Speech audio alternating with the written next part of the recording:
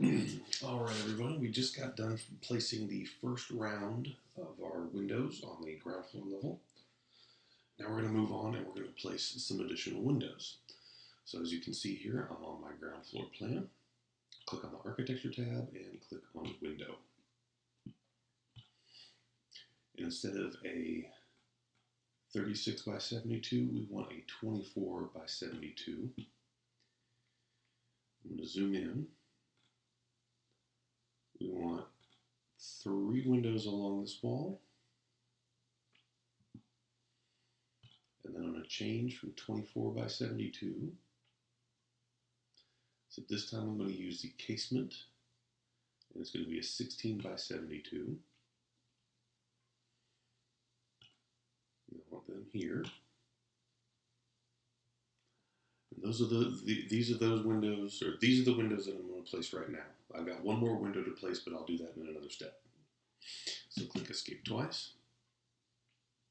Okay, now just like we did in a few other places, we're going to modify our witness lines to include these dimensions so that we can place the windows properly.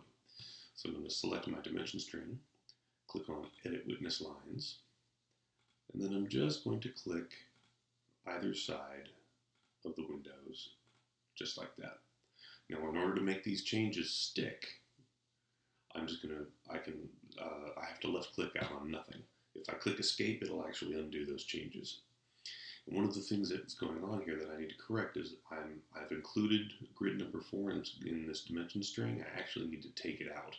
So to uninclude something here, I'll click Edit Witness Lines again, and then select that one dimension, and it'll take all that out. Okay, so there's that. Now I need to place these windows properly. So click on this window, come to this dimension. That should be 3'6". Click on this next window. This dimension should be 4'8".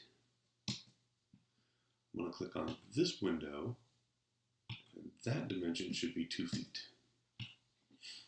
All right. Now I'm going to zoom down here. And just like we did on the top part of the screen, I'm going to highlight my dimension string and click Edit Witness Lines. Just work my way either side of the windows, just like that. Now, there's a lot of stuff going on here, and this is getting very, very difficult to read. One of the easiest ways to make things read is you see these dots underneath the middle of the text. If I click on that dot and drag it out and drag out, this will allow me to see what that dimension is and pull it away from the dimension string like that. And just place our leader lines there. Handy little tool. Love that tool. Okay, so I'm going to highlight this window, and that 4 3/4 inch dimension actually needs to be 2 3/4 inches, so 2.75. And then on this side, select that window, and that 1 foot 0 1/4 should be 7.25 inches. So there we go. Now this is still awfully hard to read, so we need to change the properties of this dimension, or of all of our dimension strings, so that it reads a little bit better. So we're going to take a moment here, and we're going to make some changes to the dimension style. So I'll highlight my dimension, come over here to our Properties window, click on Edit Type. I'm going to scroll down on this list until I get to the text item, and I can see alternate your units format. Click on this button to get to our units format. I want to uncheck project settings. I don't need to round my dimensions to the 32nd of an inch. I'm just going to change this to an 1/8. It could be a 1/4, it could be a 1/2, but an 1/8 inch, sometimes you need that extra little bit. You see how down here I'm saying 0 feet and 6 inches? I want to take that 0 feet out, so suppress 0 feet. And you see how there's a space right here in between the 6, or between the 6 in the dash and the 8 in the dash. I want to suppress those spaces, so I'll click on Suppress Spaces. Click OK. Now if I click Apply, you'll see these change. And that helps quite a bit, but I want to do one more thing. I'm going to change my font from Arial to Arial Narrow, and that'll squeeze things together just a little bit more and help things read. There we go. That's what I want. All right, so we've modified that dimension type just a little bit. Okay, I'm going to come back over to this part of the plan. I've got one more window that I need to put right here, and I'm going to start by copying this window. I'm just use the copy command. I'm going to bring him down some amount. We'll fine tune its placement here in a moment. Select the dimension, add some witness lines, just like we've done on the last time. Click on either side of the window so the window's been placed. First thing I'm going to do is highlight the window, come up here and change its type. I don't want a double hung. I want a casement window, and it's going to be 24 by 24. Now, currently, all of our head heights are at 7 feet. So I want to keep that constant. So the head height of this window is going to be 7 feet. Now, even though I can't see this window, I can still select it. It's just one of those funny little things. And I need to modify the placement of the window a little bit. So I'm going to highlight my window. Then you can see I just moved my mouse in to click on it, or I could use a selection window and grab a hold of it. Highlight that dimension. It should be 1'10", or make that side 3'10". Either way. There we go. And the only things I have left to do are a couple of doors. So I'm going to click on Architecture tab, Door. I need some additional door types in here. So I'm going to click on Load Family. I'm looking at my residential doors. So if you're not already there, you might be at this location. It should say US Imperial if it doesn't use this little up one level. So we want doors. We want residential. And I want that top item right there. Door exterior double full glass wood cladding. Click open. Now what size of windows do we need? Well, all of our windows so far have a head height of 7 feet. So I want all my door types to have a head height of 7 feet. So there we go. I'm going to select just these types here. Remember how I select these multiple objects? I can either hold down the control key on my keyboard and pick one individually, or I'll select the first one, hold down the shift key on the keyboard, and then select the last one, and it'll get everything in between. So we'll click OK. We're going to load those families in here. And as I zoom in, you'll see those temporary dimensions want to lock in to something that's kind of evenly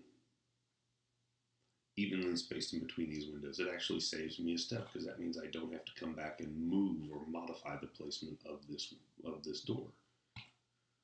This is the right size door and it's in the right place. So I've placed those two doors. I'm done. I'm going to work on this top one first. Select my dimension string, edit witness lines. Now, you see as I move my mouse, there's actually an additional line here in the door definition that's wider than the actual size of the door. I want to make sure that I select that door leaf itself, because if I accidentally get the wrong one, it's going to be an incorrect size.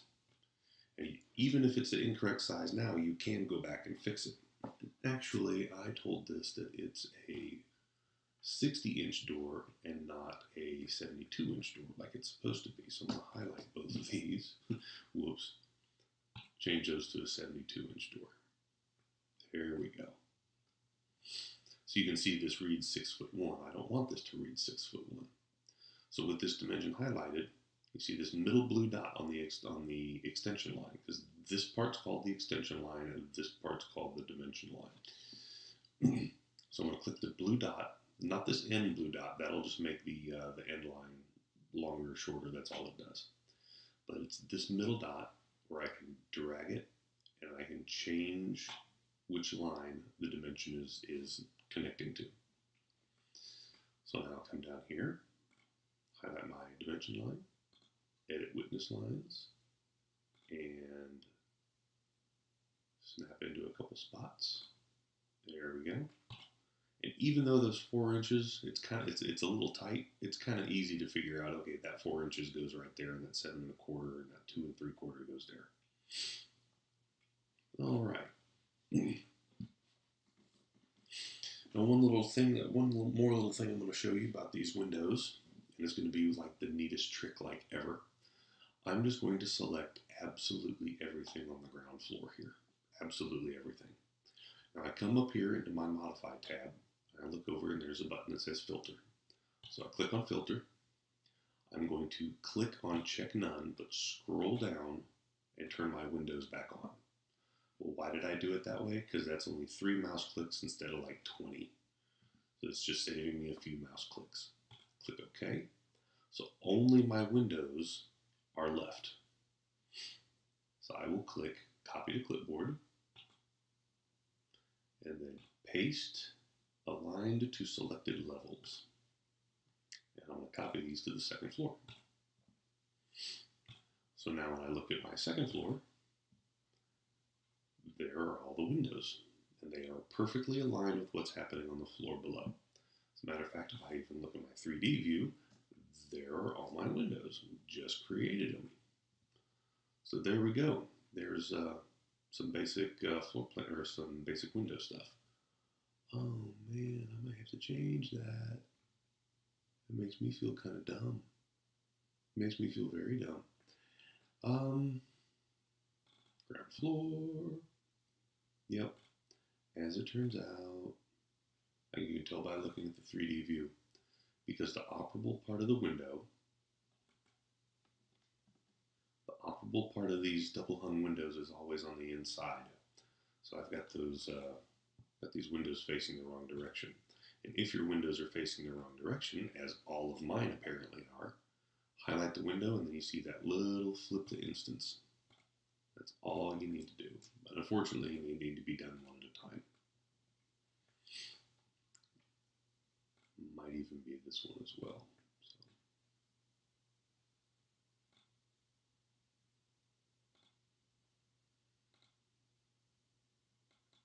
There we go.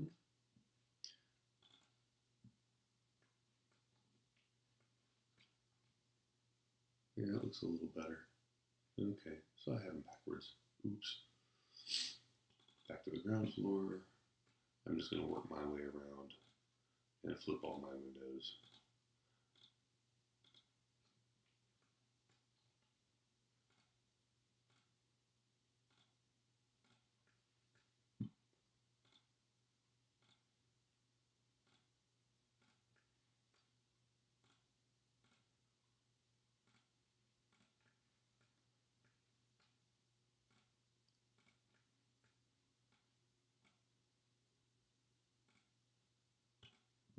Okay. Second floor. Now I could either work my way all the way around and repeat that again, or I'll highlight everything, filter out everything except the windows, delete those windows, go back to my ground floor, highlight everything again, filter, windows, copy, paste, align to selected levels. That actually took me less time than to have to manually edit each window. There we go. Yeah, that looks better. Alrighty. Alright, so those are the windows. In the next video, we'll be doing some interior walls. So I'll see you guys in a minute.